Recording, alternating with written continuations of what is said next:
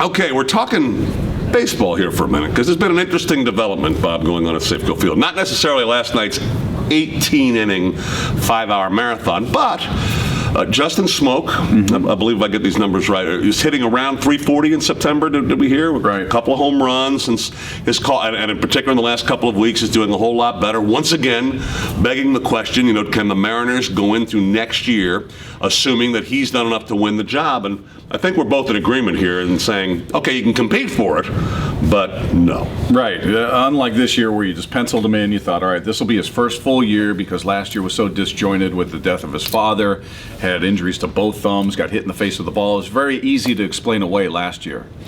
This year you can't. He's been sent down. He performed for a week, won the AL Player of the Week at one point, and then it's been pretty much downhill for the rest of the season. And now he gets a hot streak going heading into September. It's hard to put a ton of stock into it, and I hung on to the bandwagon as long as I could.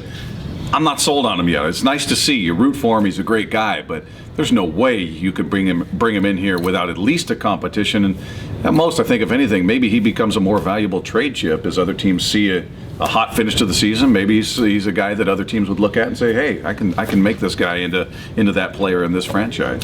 They might want to. On the other hand, you always figure about teams, and boy, they wound up, ultimately, that's what cost them Cliff Lee, and Cliff Lee wasn't a huge impact player here, but he was certainly a huge piece for them to use. So you would expect the Mariners to probably, if anyone's going to give him a last shot, it's going to be them. But, we're also talking about a guy, Bob, who's not one of those guys like Montero or whatnot, who's in his first year, has only had a couple hundred at-bats. It's a guy with more than 1,000 at-bats in the league. So you really do got to look at September then, as we've seen with guys before. You got to take September numbers with a grain of salt because teams expand the rosters a little bit, et cetera, et cetera, et cetera. So I think the good news for the Mariners is that, it doesn't look like a complete bust this month. It looks like he's playing a little bit. Maybe he has gotten back what he lost. But, what he lost has been a minor league thing so far. This is not a guy who's hit 300 at this level yet. So, sure, I'd love to have him in that competition next year at first base. But the key word, as Pete Carroll would say, would be competition. Compete. Mm-hmm.